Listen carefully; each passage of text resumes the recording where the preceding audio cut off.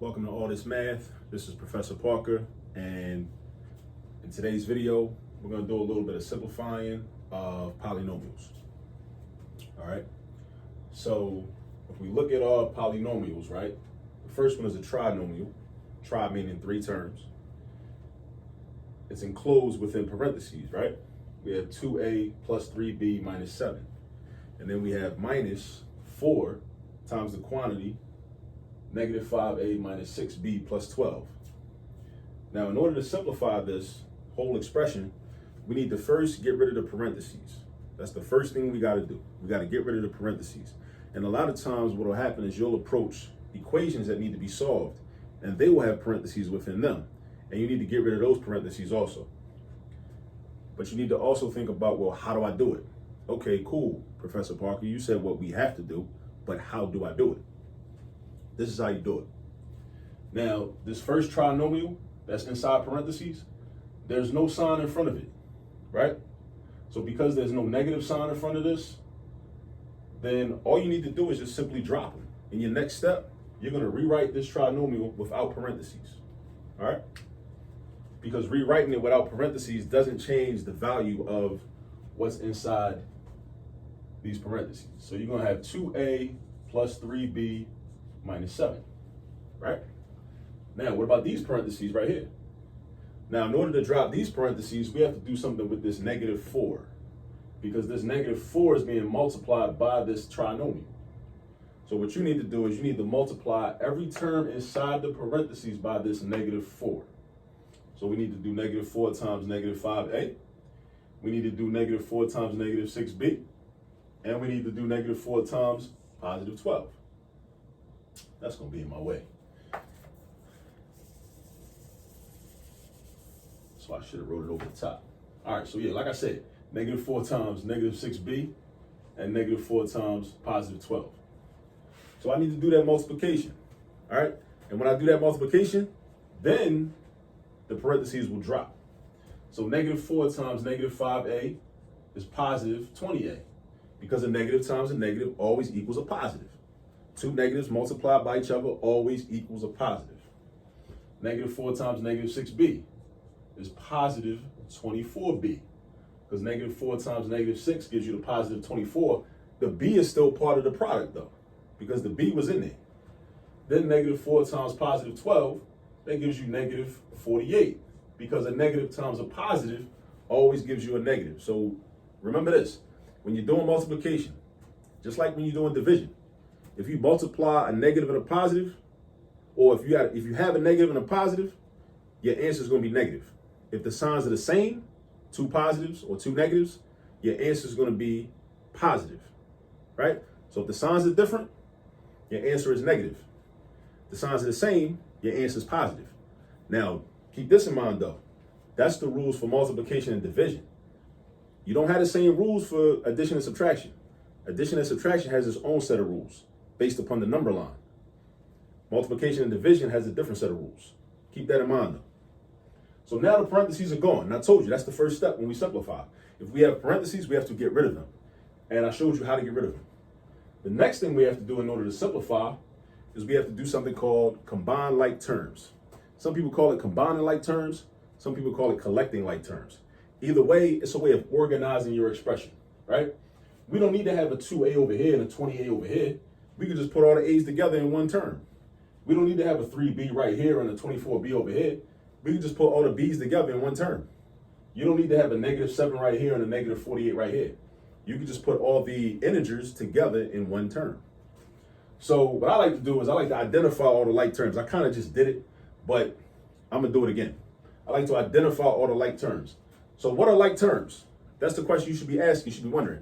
Like terms are all numbers, all in any numbers, whether it's a positive, a negative, a decimal, a fraction, whether it's a big number, a small number, those are like terms. So this negative 7 and this negative 48, those are like terms.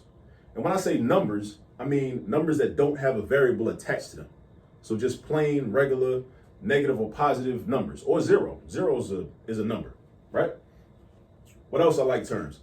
Any variable that has the same exponent. So any term that's got the same variables in it with the same exact exponents, those are like terms. So here I have a to the first power.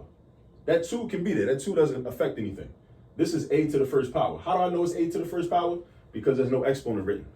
Whenever there's no exponent written, put this in your notes if you need to.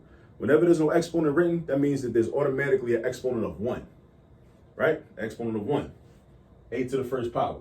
What else do I see up here that's got an a to the first power? Boom, there's 20a. 20a has an a to the first power.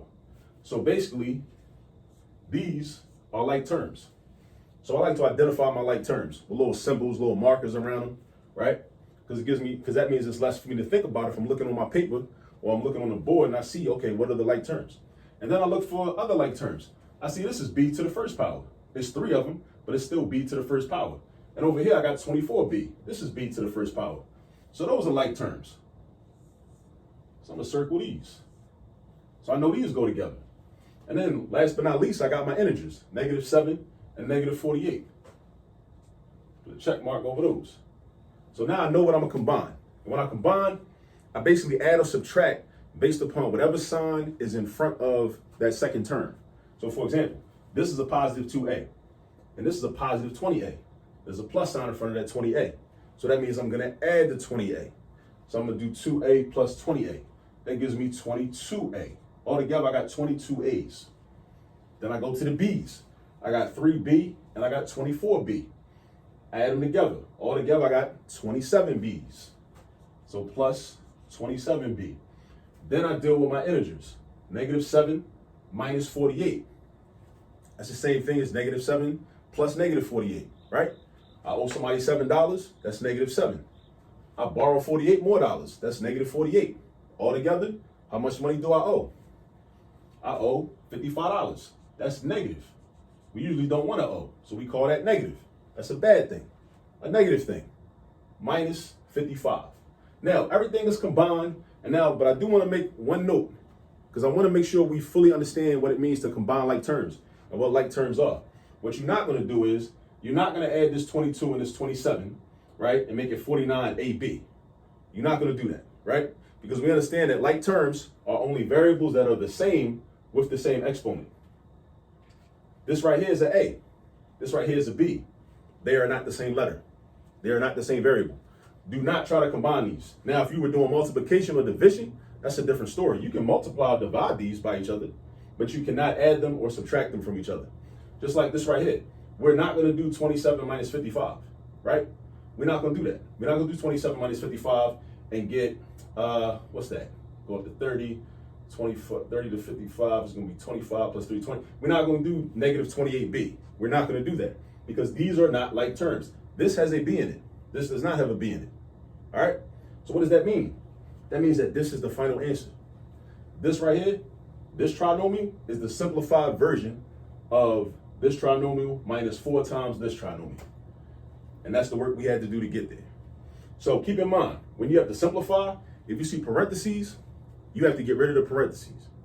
If you have like terms, you have to combine the like terms. All right? And that's basically all you got to do with a problem like this. All right? So this is something a little light. The problems do get more complex and more complicated than that. But as long as you follow a step-by-step process and you follow certain math protocols, you should be good. All right? Thank you for tuning in. Please like the video, share the video, tell people about it, tell your mom, tell whoever, right? Subscribe if you haven't already to the YouTube channel, All This Math, and tell a friend to tell a friend, and go have fun doing your homework.